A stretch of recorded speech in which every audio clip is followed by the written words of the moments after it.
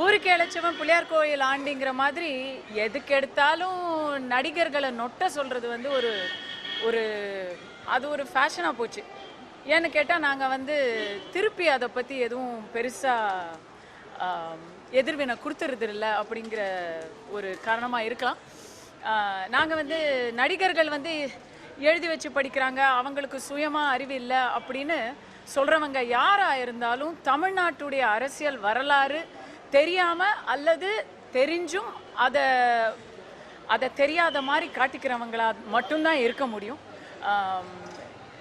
Number 1. Number 2, எழுதி வச்சு dialogue படித்தாலும் இல்லை ஒரு சீன்லேயே ஒருத்தர் சொல்லி நடித்தாலும் அடுத்தவங்க கழுத்தில் தாலியை கட்டுற அளவுக்கு போகிறவங்க இல்லை. நாங்கள் சுயமாக சிந்திச்சு அந்த மாதிரி தவறுகள் செய்கிறவங்க மற்றவர்களை பற்றி குறை கூறறதுக்கு முன்னாடி அவங்கள சுய பரிசோதனை செஞ்சுக்கணும்.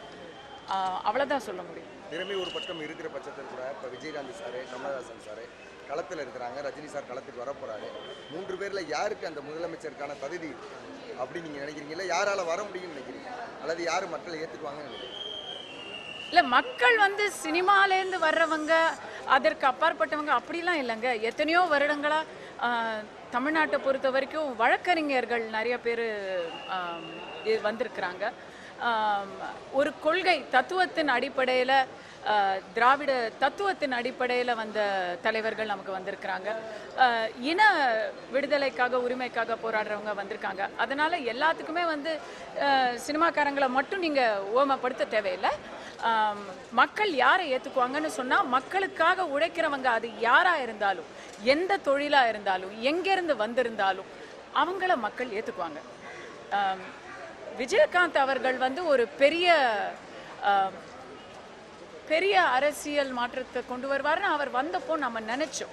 ஆனால் அவருடைய உடல்நிலையில் அது கொஞ்சம் அடிபட்டு போச்சு. அடுத்ததாக அந்த மாதிரி ஒரு அலையை உண்டு செய்பவர் யார் அப்படின்னு பொறுத்திருந்து பார்ப்போம்.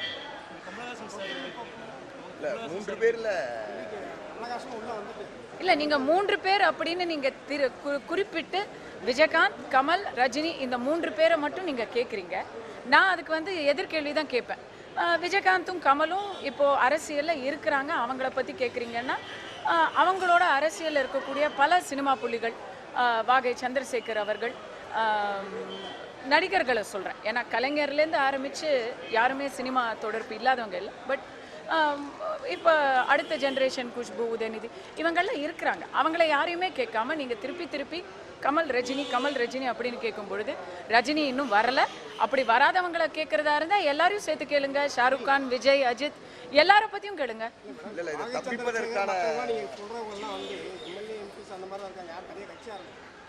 கட்சி ஆரம்பித்து தன்னை முன்னிலைப்படுத்தி வரக்கூடியது கமல். அப்ப அந்த 2 பேர் தான் இருக்காங்க. இருக்கிறவங்க 2 பேரை கம்பேர் பண்ணி பேசலாம்.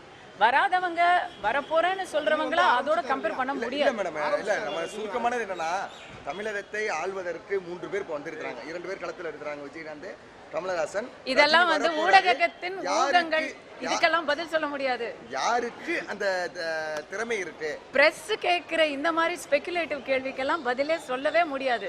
நீங்க இப்படி சொல்றது தமிழகத்தில் இருக்கிற மற்ற அரசியல் தலைவர்களுக்கு ஒரு மிகப்பெரிய ஒரு பிரஸ் அப்புறம் அவங்க கோச்சிக்க போறாங்க. நீங்க இந்த கேள்வியை கேட்டீங்கன்னா உங்களை தான் கோச்சிக்குவாங்க.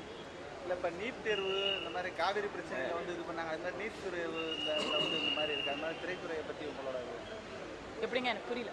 நீட் தேர்வில் ஏகப்பட்டது நடந்தது. இப்போ 3 பேரண்ட்ஸ் இறந்துருக்காங்க. அது நீட் தேர்வை பொறுத்தளவுக்கு சொல்லட்டுமே? சரி, சொல்லுங்க. நீட் தேர்வை பொறுத்தளவுக்கு எல்லாருமே குரல் கொடுத்தாங்க. மத்திய அரசு செவிசாய்க்காம நீட் தேர்வு எல்லாத்தையும் வெளி மாநிலங்களுக்கு அதிகமாக எழுத அனுப்பினவங்க ஒரு உயிரிழப்பே நடந்தது. இந்த மாதிரி சூழ்நிலையில் இனிமாவது மாற்றி அமைப்பாங்களா அப்படின்னா அதுக்குரிய பதில் தமிழக அரசுக்கும் சரியாக இல்லை, மத்தியில் ஆளுநர். ஸோ இந்த மாதிரி பாதிக்கப்பட்டவங்க மக்களுக்கு என்ன செய்யணும்? எனக்கு உங்களை பார்த்தா பாவமாக இருக்குது.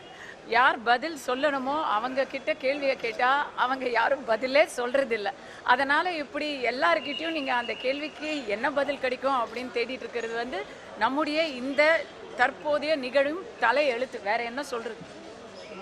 கருத்து வந்து மாணவர்களுடைய ஒரு மாணவர் ஏற்றுக்கொள்ள முடியாத தலைவர். அக்கறைக்காண்டி தான் கேட்குறோம். அதுதான் தலையெழுத்து. யார்கிட்ட கேள்வி கேட்குறோம்? மத்திய அரசையும் மாநில அரசையும் இந்த மாதிரி நீட் தேர்வில் நடந்த முறைகேடுகளுக்கும் அதனால ஏற்பட்ட ஈடு செய்ய முடியாத இழப்புகளுக்கும் நாம கேள்வி கேட்கணும். ஆனால் அவங்க கிட்ட அதற்கான பதில் வரலங்கிறதுனால தான் இந்த கேள்வி பரவலாக எல்லாரையுமே கேட்கப்படுது. அது நம்முடைய தலையெழுத்து. வேற என்ன, நொந்துக்க வேண்டியதுதான். வேற என்ன சொல்றது? நீட் தேர்வை பொறுத்த வரைக்கும் மத்திய அரசுடைய எல்லா திட்டங்கள், பரவலான எல்லான்னு சொல்ல, மத்திய அரசுடைய பல திட்டங்கள் வந்து பேப்பரில் பார்க்கும்போது ரொம்ப நல்ல திட்டம் மாதிரி இருக்கு. அதை நம்பி நாம் எதையாவது எதிர்பார்த்தோம்னா அதோடைய நடைமுறையில் வந்து செயல்பாட்டில் ரொம்ப ரொம்ப சொதப்பலாக இருக்குது. சொல்கிற அளவுக்கு செயல் இருந்தால் ரொம்ப நல்லா இருக்கும். ஆனால் செயல் வேற மாதிரி இருக்குது. அதனால் சில சமயம் அவங்க தமிழகத்துக்கு எதிரான போக்கையே கடைப்பிடிச்சிட்டு இருக்காங்களே அப்படிங்கிற ஒரு வருத்தம் இருக்க தான் செய்யும். முக்கிய நிகழ்வுகளை அறிந்து கொள்ள காவிரி நியூஸ் யூடியூப் சேனலை சப்ஸ்கிரைப் செய்யுங்கள். உடனுக்குடன் செய்திகளை தெரிந்து கொள்ள காவிரி நியூஸ் சமூக வலைதளங்களோடு எப்போதும் இணைந்திருங்கள்.